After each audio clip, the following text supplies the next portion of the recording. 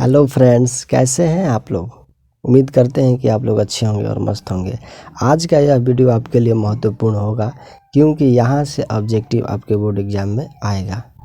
तो वीडियो को अंत तक देख लीजिए और अपना ऑब्जेक्टिव क्वेश्चन का अच्छे लेवल का तैयारी कर लीजिए, जिससे आपका अच्छा मार्क्स एग्ज़ाम में आए।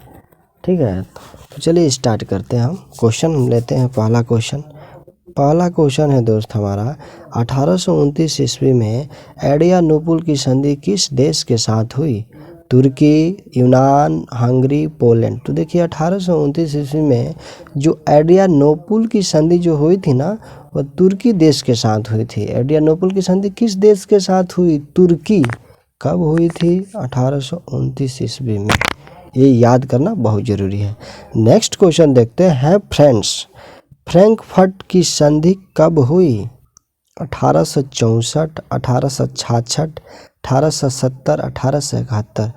तो फ्रैंकफर्ट की संधि 1871 में हुई। 1871 में फ्रैंकफर्ट की संधि हुई थी, याद कर लीजिए दोस्त। नेक्स्ट क्वेश्चन देखते हैं दोस्त। इटली एवं जर्मनी के एकीकरण के विरुद्ध निम्नलिखित में कौन था? इंग्लैंड था कि रूस था कि ऑस्ट्रिया था कि प्रशा था? इसमें से कौन था? इटली एवं जर्मनी के एकीकरण के विरुद्ध में खड़ा था, उसका विरोध कर रहा था। इटली और जर्मनी का हम एकीकरण नहीं होने देंगे, एक में नहीं मिलने देंगे। एकीकरण का मतलब एक में मिल जाना। तो हमारा ऑप्शन सी सही होगा। ऑस्ट्रिया देश था जो इटली एवं जर्मनी के एकीकरण के विरोध में था। तो सी हमारा सही होगा, ऑस्ट्रिया। नेक्स्ट क्वेश्चन देखते हैं दोस्त। रूस में जाड़ का अर्थ क्या होता था? पीने का बर्तन, पानी रखने का मिट्टी का पात्र, रूस का सामंत, रूस का सम्राट।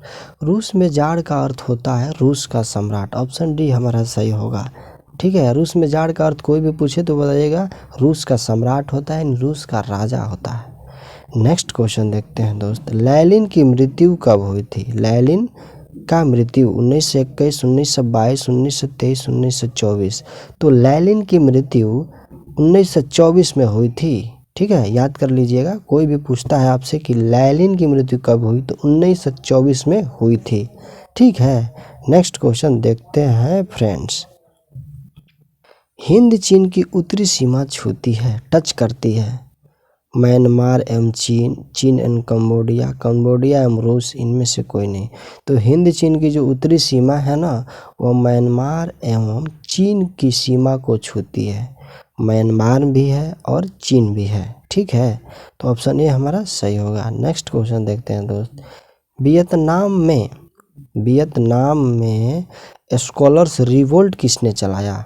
दार्शनिकों ने, विद्यार्थियों ने, राजदरबार के अधिकारियों ने, सैनिकों ने। तो देखिए वियतनाम के जो स्कॉलर्स रिवोल्ट है ना, उसको राजदरबार के अधिकारियों ने चलाए थे। तो ऑप्शन सी हमारा सही होगा। नेक्स्ट क्वेश्चन है फ्रेंड्स। लियांग कीचाओ कौन थे? लियांग कीचाओ कौन थे? चीनी सुधारक थे, जापानी दार्शनिक, वियतनामी क्रांतिकारी, वियतनामी राजा। तो दोस्त यहाँ पे लियांग कीचाओ एक चीनी सुधारक थे। क्या थे? चीनी सुधारक थे। कोई भी पूछता है आपसे कि लियांग कीचाओ कौन थे, तो चीनी सुधारक। ऑप्शन ए हमारा सही होगा। नेक्स्ट क्वेश्चन देखते हैं दोस्त। सिखों के 10वें और अंतिम गुरु श्री गोविंद सिंह का जन्म बिहार के किस नगर में हुआ था? मुंगेर, खगड़िया, पटना, इनमें से कोई नहीं। तो सिखों के 10वें जो गुरु थे श्री गोविंद सिंह का जो जन्म हुआ था ना, बिहार के पटना नगर में हुआ था। ठीक है, ऑप्शन सी हमारा सही होगा। नेक्स्ट क्वेश्चन है फ्रेंड्स। टीपू सुल्तान शासक थे मैसूर का कि शिमला का कि कश्मीर का? इनमें से कोई नहीं। तो टीपू जो सुल्तान थे ना, वो मैसूर का शासक थे, राजा थे वहाँ के। कहाँ के? मैसूर के। तो ऑप्शन ए हमारा सही होगा। नेक्स्ट क्वेश्चन देखते हैं दोस्त। सबने अवज्ञा आंदोलन कब और किस यात्रा से शुरू हुआ? 1920 ईस्वी भुज, 1930 ईस्वी अहमदाबाद, 1930 ईस्वी दांडी, इनमें से कोई नहीं।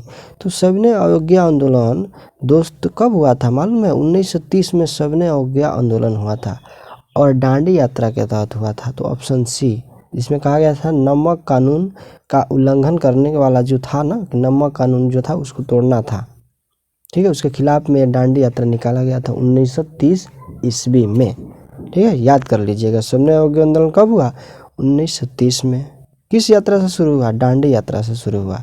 ऑप्शन सी हमारा सही होगा। नेक्स्ट क्वेश्चन है दोस्त, Tata iron and steel company की स्थापना की गई 1854, 1907 में, 1915 में, 1923 में। Tata iron and steel company की स्थापना 1907 में हुई। ऑप्शन बी हमारा सही होगा, ठीक है। नेक्स्ट क्वेश्चन देखते हैं। और जो टाटा आयरन है ना दोस्त, जमशेदपुर में इसका निर्माण हुआ, स्थापना हुआ, ठीक है। नेक्स्ट क्वेश्चन है, सेफ्टी लैंप का आविष्कार किसने किया? Crompton, James Hargreaves, Humphry Davy, John Kay. तो देखिए सेफ्टी लैंप का आविष्कार हम्फ्री डेवी ने किए थे, याद कर लीजिएगा। सेफ्टी लैंप का आविष्कार हम्फ्री डेवी ने किए थे। ऑप्शन सी हमारा सही होगा। नेक्स्ट क्वेश्चन देखते हैं दोस्त, ब्रिटेन ने निम्नलिखित में किस नीति का अवलंबन किया? हस्तक्षेप की नीति, हस्तक्षेप की नीति, बंद अर्थव्यवस्था की नीति, इनमें से कोई नहीं। तो ब्रिटेन ने हस्तक्षेप नीति का अवलंबन किया था। ऑप्शन ए हमारा सही होगा। नेक्स्ट क्वेश्चन है, 1810 1880 ईस्वी तक लंदन की आबादी 10 लाख से बढ़कर कहाँ तक पहुँचा? 20 लाख, 30 लाख, 40 लाख, 50 लाख। तो 1810 से 1880 तक की बात किया जा रहा है यहाँ पे, और लंदन की आबादी 10 लाख थी ना, तो 80 तक जाते जाते यानी 70 सालों में कितना बढ़ गई? 40 लाख। कितना बढ़ गई दोस्तों? 40 लाख। ऑप्शन सी हमारा सही होगा। नेक्स्ट क्वेश्चन देखते हैं दोस्त, आधुनिक काल से पूर्व शहरों की स्थापना के महत्वपूर्ण आधार थे? व्यापार, धर्म, ए और बी दोनों, इनमें से कोई नहीं। तो आधुनिक काल से पूर्व शहरों की स्थापना का जो आधार था ना, व्यापार भी था, धर्म भी था। तो ऑप्शन ए एंड बी दोनों होगा, यानी सी ऑप्शन सही होगा, ठीक है। नेक्स्ट क्वेश्चन देखते हैं फ्रेंड्स, प्राचीन काल में किस स्थल मार्ग से एशिया और यूरोप का व्यापार होता था? सूती मार्ग, रेशम मार्ग, उत्तरापथ, दक्षिणापथ। तो प्राचीन काल में स्थल मार्ग से, किस स्थल मार्ग से एशिया और यूरोप का व्यापार होता था? तो रेशम मार्ग से होता था। ऑप्शन बी हमारा सही होगा, ठीक है। नेक्स्ट क्वेश्चन देखते हैं दोस्त, आर्थिक संकट के कारण यूरोप में कौन सी नई शासन प्रणाली का उदय हुआ? साम्यवादी शासन प्रणाली, लोकतांत्रिक शासन प्रणाली, फांसीवादी नाजीवादी शासन, पूंजीवादी शासन प्रणाली। तो आर्थिक संकट के कारण यूरोप में जो नई शासन का उदय हुआ था ना, वह फांसीवादी नाजीवादी शासन था। ऑप्शन सी हमारा सही होगा, ठीक है। नेक्स्ट क्वेश्चन देखते हैं, विश्व में सर्वप्रथम मुद्रण की शुरुआत कहाँ हुई? भारत, जापान, चीन, अमेरिका। तो ऑप्शन सी हमारा सही होगा, चीन। सर्वप्रथम जो मुद्रण का हुआ था ना शुरुआत, वो चीन में हुआ था। ऑप्शन सी हमारा सही होगा। कागज का आविष्कार सर्वप्रथम किस देश में हुआ था? चीन, जर्मनी, जापान, रोम। तो कागज का आविष्कार सर्वप्रथम चीन देश में हुआ था। ऑप्शन ए हमारा सही होगा, ठीक है। नेक्स्ट क्वेश्चन देखते हैं दोस्त, जब हम लैंगिक विभाजन का बात करते हैं तो हमारा अभिप्राय होता है लैंगिक विभाजन का, ठीक है। स्त्री और पुरुष के बीच के जो अंतर है, समाज और द्वारा स्त्रियां और पुरुषों को दी गई असमान भूमिकाएं, बालक और बालिकाओं की संख्या का अनुपात, लोकतांत्रिक व्यवस्था में महिलाओं को मतदान का अधिकार न मिलना। तो देखिए जो हम लैंगिक विभाजन का बात करेंगे ना, तो उसका जो मतलब निकलेगा वो ऑप्शन बी से निकलेगा। समाज के द्वारा स्त्री और पुरुष में दी गई असमान भूमिका है, ठीक है। दोनों का कार्य में जो असमान भूमिकाएं हैं किसी भी चीज़ को करने में, वही है लैंगिक विभाजन का मतलब अर्थ, ठीक है। नेक्स्ट क्वेश्चन देखते हैं दोस्त, लोकतंत्र जनता का, जनता के द्वारा तथा जनता के लिए शासन है, यह कथन किसका है? अरस्तू का, अब्राहम लिंकन का, रूसो का, महात्मा गांधी का। लोकतंत्र जनता का और जनता के द्वारा और जनता के लिए जो शासन होता है ना, ये जो कथन है ये अब्राहम लिंकन का है, ठीक है, जो अमेरिका के हैं, अब्राहम लिंकन, ठीक है। इन्हीं का कहना है कि लोकतंत्र जो है सिर्फ जनता का और जनता के लिए, और जनता के लिए जो शासन होता है वही होता है लोकतंत्र। ठीक है, तो ऑप्शन बी हमारा सही होगा। नेक्स्ट क्वेश्चन देखते हैं दोस्त। संघ सरकार का उदाहरण है अमेरिका, चीन, ब्रिटेन, इनमें से कोई नहीं। संघ सरकार का उदाहरण अमेरिका है। ऑप्शन ए हमारा सही होगा। ठीक है, नेक्स्ट क्वेश्चन देखते हैं। नाइजीरिया में किस वर्ष संघीय व्यवस्था की स्थापना की गई? 1945, 1950, 1955, 1960। तो नाइजीरिया में ना संघीय व्यवस्था की स्थापना 1960 में हुई थी। ठीक है, तो ऑप्शन डी हमारा सही होगा। ओके, नेक्स्ट क्वेश्चन देखते हैं दोस्त। संघ राज्य की विशेषता नहीं है। संघ राज्य की विशेषता नहीं है। लिखित संविधान, शक्तियों का विभाजन, एकहरी शासन व्यवस्था, सर्वोच्च न्यायपालिका। तो ऑप्शन सी हमारा सही होगा। संघ राज्य की विशेषता नहीं है, एकहरी शासन व्यवस्था। ठीक है। बिहार सरकार ग्राम पंचायतों की स्थापना में औसत आबादी को आधार मानती है। 5,000, 7,000, 9,000, 12,000। तो बिहार सरकार ग्राम पंचायतों की स्थापना में औसत जो आबादी का आधार मानती है उन्होंने 7,000। ग्राम पंचायत की स्थापना होने के लिए 7,000 आबादी होना जरूरी होता है। तो ऑप्शन बी हमारा सही होगा। ठीक है, ऑप्शन बी हमारा सही होगा। नेक्स्ट क्वेश्चन देखते हैं दोस्त। राजनीतिक दलों की नींव सर्वप्रथम किस देश में पड़ी? ब्रिटेन में, भारत में, फ्रांस में, संयुक्त राज्य अमेरिका में। तो राजनीतिक दलों की जो नींव सर्वप्रथम रखी गई थी वो ब्रिटेन में रखी गई थी। ऑप्शन ए हमारा सही होगा। ठीक है, नेक्स्ट क्वेश्चन देखते हैं दोस्त। बिहार में संपूर्ण क्रांति का नेतृत्व निम्नलिखित में से किसने किया? मोरारजी देसाई, नीतीश कुमार, इंदिरा गांधी, जयप्रकाश नारायण। तो बिहार में संपूर्ण क्रांति का नेतृत्व निम्नलिखित में से जो किया गया था वो जयप्रकाश नारायण के द्वारा किया गया था। ऑप्शन डी हमारा सही होगा। नेक्स्ट क्वेश्चन देखते हैं दोस्त। किस देश में बहुदलीय व्यवस्था नहीं है? पाकिस्तान, भारत, बांग्लादेश, ब्रिटेन। तो बहुदलीय व्यवस्था ब्रिटेन में नहीं है। ऑप्शन डी हमारा सही होगा। लोकतंत्र से संबंधित निम्न कथनों में से कौन सा कथन सही नहीं है? व्यक्ति की गरिमा के मार्ग में अवरोध उत्पन्न करता है, सामाजिक संघर्षों को टालने संभालने का तरीका देता है, नागरिकों में समानता को बढ़ावा देता है, गलतियों को सुधारने की गुंजाइश होती है। तो इनमें से कौन सा कथन सही नहीं है? ठीक है, लोकतंत्र से संबंधित कौन सा कथन इनमें से सही नहीं है? तो ऑप्शन ए हमारा सही नहीं है। ठीक है, व्यक्ति की गरिमा के मार्ग में कभी भी लोकतंत्र अवरोध उत्पन्न नहीं करता है, यानी कि यही कथन गलत है, यानी सही नहीं है। तो ऑप्शन ए हमारा सही होगा। ठीक है, नेक्स्ट क्वेश्चन देखते हैं। लोकतंत्र के परिणामों के संदर्भ में सही कथन कौन सा है? सही कथन हमें इस बार क्या करना है? चूज करना है। ठीक है, टिक आउट करना है सही कथन का। लोकतंत्र से संबंधित कौन सा कथन सही होगा? देखिए तो दोस्त कौन सा होगा सही। ऑप्शन ए में दिया लोकतंत्र में किसी प्रकार के टकराव की संभावना नहीं रहती है। लोकतंत्र अपने नागरिकों के बीच आर्थिक असमानता खत्म करने में पूर्णतः असमर्थ है। लोकतंत्र विविधताओं में सामंजस्य लाने में समर्थ है। गरीबों देशों के विकास के लिए तानाशाही चाहिए।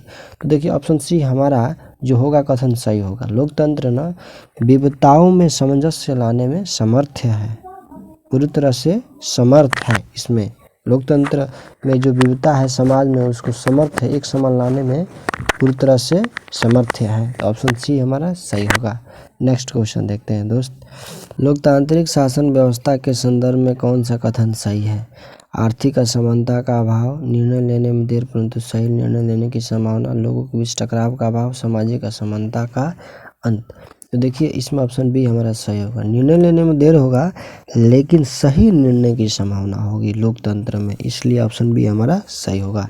नेक्स्ट क्वेश्चन देखते हैं दोस्त। लोकतांत्रिक व्यवस्था में सत्ता के विकेंद्रीकरण की दृष्टि से कौन सा संवैधानिक संशोधन महत्वपूर्ण रहा? देखिए यहाँ लिखा है ना 40 अमेंडेड, 40वां संशोधन, 42 अमेंडेड, 42वां संशोधन। वैसे ही 73, 74 अमेंडेड संशोधन, फिर 87 संशोधन, तो इसमें से सही आंसर होगा दोस्तों सी। 73 और 74वां जो संशोधन है ना, वही सत्ता के विकेंद्रीकरण की दृष्टि से सही है। नेक्स्ट क्वेश्चन देखते हैं दोस्त, किस देश में जल संघर्ष एक बड़ा मुद्दा बनकर उभरा था? नाइजीरिया में, बोल्विया में, फ्रांस में, अमेरिका में, कौन सा ऑप्शन सही होगा? तो देखिए, जल संघर्ष का जो बड़ा मुद्दा बन के उभरा था ना, वो बोल्विया देश के लिए उभरा था, क्योंकि उस देश में जो जल का प्राइस था, मूल्य था, उसे बढ़ा दिया गया था। तो एक बहुत बड़ा मुद्दा वहाँ के लिए खड़ा हो चुका था ये जल संघर्ष का। कौन से देश के लिए? बोल्विया देश के लिए। तो ऑप्शन बी हमारा सही होगा। नेक्स्ट क्वेश्चन देखते हैं, आधुनिक युग में प्रत्यक्ष लोकतंत्र कहाँ है? जापान, फ्रांस, स्विट्जरलैंड, संयुक्त राज्य अमेरिका। तो आधुनिक युग में प्रत्यक्ष लोकतंत्र स्विट्जरलैंड में है। ऑप्शन सी हमारा सही होगा। स्विट्जरलैंड में प्रत्यक्ष लोकतंत्र है। ठीक है। नेक्स्ट क्वेश्चन देखते हैं दोस्त, के मुख्य स्रोत क्या है? कोयला, पेट्रोलियम, विद्युत, इनमें से सभी। तो ऊर्जा का जो मुख्य स्रोत होता है वह कोयला भी होता है, पेट्रोलियम भी होता है, विद्युत भी होता है। तो यानी इनमें से सभी, ऑप्शन डी हमारा सही होगा। नेक्स्ट क्वेश्चन देखते हैं फ्रेंड्स, अर्थव्यवस्था के मुख्यतः कितने प्रकार होते हैं? 1, 2, 3, 4। तो अर्थव्यवस्था के 3 प्रकार होते हैं। ऑप्शन सी हमारा सही होगा। ठीक है। सेवा क्षेत्र, कृषि क्षेत्र, औद्योगिक क्षेत्र। तो 3 क्षेत्र होते हैं अर्थव्यवस्था के। ठीक है। तो ऑप्शन सी हमारा सही होगा। नेक्स्ट क्वेश्चन देखते हैं दोस्त, भारत में नीति आयोग की स्थापना कब की गई? भारत में नीति आयोग की स्थापना कब हुई? 2012, 2014, 2015, 2016। तो नीति आयोग की स्थापना 2015 में हुई थी। ऑप्शन सी हमारा सही होगा। ठीक है। नेक्स्ट क्वेश्चन देखते हैं दोस्त, विश्व विकास रिपोर्ट 2005 ईस्वी में भारत में प्रति व्यक्ति आय था $650, $720, $900, $1200। तो विश्व विकास रिपोर्ट 2005 ईस्वी में भारत में प्रति व्यक्ति जो आय था ना, $720 था। ऑप्शन बी हमारा सही होगा। ठीक है। नेक्स्ट क्वेश्चन देखते हैं दोस्त, राष्ट्रीय आय। राष्ट्रीय आय क्या होता है? जीडीपी प्लस विदेशों से अर्जित आय, जीडीपी प्लस विदेशों से अर्जित आय माइनस मूल्यह्रास, जीडीपी विदेशों से अर्जित आय माइनस मूल्यह्रास, अप्रत्यक्ष सब्सिडी, अप्रत्यक्ष कर प्लस सब्सिडी, इनमें से कोई नहीं। तो ऑप्शन ए हमारा सही होगा। राष्ट्रीय आय होता है जीडीपी और विदेशों से जो अर्जित आय होता है उसके योग, राष्ट्रीय आय कहलाता है। तो राष्ट्रीय आय हो जाएगा। ऑप्शन ए हमारा सही होगा। ठीक है। अगर वीडियो अच्छा लगा हो तो वीडियो को कर दीजिए लाइक और मेरे इस चैनल को कर दीजिए सब्सक्राइब, ताकि मैं इस तरह का वीडियो अपलोड करूं तो सबसे पहले आप तक पहुंच पाए। और इसका नेक्स्ट पार्ट हम इस वीडियो के डिस्क्रिप्शंस में वीडियो का लिंक डाल देंगे। ठीक है। तो चलिए मिलते हैं हम नेक्स्ट वीडियो में। जय हिंद।